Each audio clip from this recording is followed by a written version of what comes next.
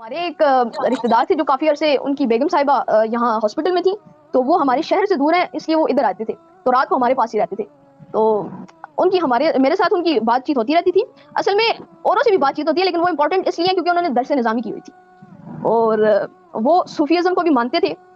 تو رفع الیدین پر اب بھی میری ان سے بات ہوتی ہے، لیکن وہ اب کیا کریں، میں اب انہیں جب بخاری و مسلم کا حوالہ دیتا ہوں تو وہ آگے سے اپنے علماء جو 14ویں صدی کے علماء ہیں ان کی کتابیں دیتے ہیں اور کہتے ہیں یار جی یہ 600 صفحات کی کتاب ہے کہ یہ آپ پڑھ لیں کر کے رفع الیدین.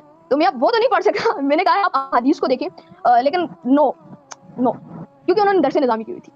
اور آپ کو میں ایک فنی سٹوری بتاتا ہوں کہ انہوں نے مجھے صوفیزم پر درس دے رہے تھے کچھ، تو انہوں نے اچانک مجھ سے کوئی بات کیا، مجھے ذہن میں نہیں ہے کہ وہ کیا کہنا چاہ رہے تھے.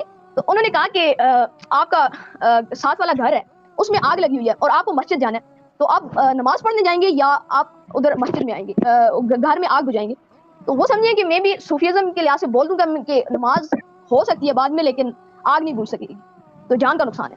تو میں نے انہیں کافی تسلی بخش جواب دیا کہ انشاءاللہ آگ بجھا کے اگلی نماز کے ساتھ جمع کر کے پڑھیں گے انشاءاللہ. جس طرح ہمارے سٹوڈنٹس دیوبند، بریلوی، اہل حدیث اور شیعہ کے علماء کو بھی جاہل سمجھ رہے ہوتے ہیں، کیونکہ انہوں نے تو میری ویڈیوز دیکھی ہیں، انہیں تو پتا ہوتا ہے یار اس کو کیا پتا، یہ بیچارہ اپنے کبھی کنویں سے باہر نہیں نکلا کہ اسے کیا پتا کہ کیا ہوگا. جس طرح وہ آپ نے دیکھا کہ لائف سٹوری میں ایک 13-14 سال کا بچہ آیا ہے، آپ ذرا اس کا کانفیڈنس لیول دیکھیں، لگتا ہے کسی بڑے بندے کی روح اس کے اندر آ گئی ہوئی ہے. وہ کہتا ہے وہ ایک عالم دین کے ساتھ میرا مناظرہ ہو گیا، چھوٹے سے بچہ، پگڑی اس نے کالی باندھی ہوئی ہے، اور کہتا ہے وہی جو انہوں نے سوال رٹے ہوئے ہیں، اچھا بتاؤ ایک ایکسیڈنٹ ہوا ہے ایک بندے کا اور وہ تڑپ رہا ہے اور نماز بھی نکل رہی ہے، تو پہلے تم اس بندے کو بچاؤ گے یا نماز پڑھو گے؟ وہ کہتا ہے مجھے اس کا جواب پتا تھا کہ انفی کا جواب دیتے ہیں، لیکن میں نے کہا میں جواب ایسا دوں کہ اس کو ایک بار لگ پتا جائے. تو وہ کہتا ہے میں نے اس کو کہا کہ میں اسے تسلی سے بچاؤں گا، ہاسپٹل لے کے جاؤں گا، بعد میں نمازیں جمع کر کے پڑھوں گا، کیونکہ یہ بھی سنت ہے. آیا نا اردو داڑ تھلے ان بچے تو انہوں کہنے کے نمازیں جمع کروں گا. اب آگے کس کی جرت ہے جو کہ نہیں نمازیں تو جمع نہیں ہو سکتی، وہ کھول کے سامنے رکھ دے گا. اب یہ بہانہ بھی ختم ہو گیا کہ جی قرآن میں تو اللہ تعالیٰ نے فرمایا کہ نماز مقررہ وقت پہ پڑھنا فرض ہے، تو قرآن میں تو سرکار پھر 3 اوقات ہیں، تو پھر 3 اوقات میں نماز پڑھنی چاہیے. نہیں، حدیث میں 5 اوقات آئے ہیں، اس کی مزید ایکسپلینیشن، تو سرکار صرف اتنی تو نہیں ایکسپلینیشن، اس کی آگے بھی ایکسپلینیشن آئی ہوئی ہے، بغیر خوف کے، بغیر بارش کے، بغیر سفر کے بھی نمازیں جمع ہو سکتی ہیں، اور سفر میں تو ویسے ہی سنت ہے، اس کے اندر امپلائڈ ہے.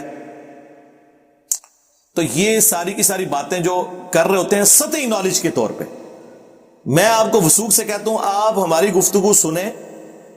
ہم اپنی گفتگو میں مخالفین کے بھی سارے دلائل ایمانداری سے خود بیان کرتے ہیں، اور پھر یہ بھی بتاتے ہیں کہ انہوں نے ڈنڈی کہاں ماری یا ان کے بڑوں نے کون سی ڈنڈی مار کے ان کے سر کے اوپر ایک ڈنڈا رکھا ہوا ہے جس کی وجہ سے قرآن و سنت نہیں مان رہے. تو آپ کے اندر سے ایک دن پھر آواز نکلے گی کہ مرنے سے پہلے اے مسلمان کر لیں اس پہ غور، کتابوں کا خدا اور ہے، بابوں کا خدا اور. بابے بھی اسی خدا کو مانتے تھے لیکن تعلیمات انہوں نے اپنی دی ہیں، کتابوں والی نہیں دی. کتابوں کا نبی اور ہے، بابوں کا نبی اور. کتابوں کا دین اور ہے، بابوں کا دین اور. صلو علی محمد وآل محمد، اللہم صلی علی محمد وعلی آل محمد واصحاب محمد وازواج محمد وامت محمد اجمعین الی یوم الدین، آمین.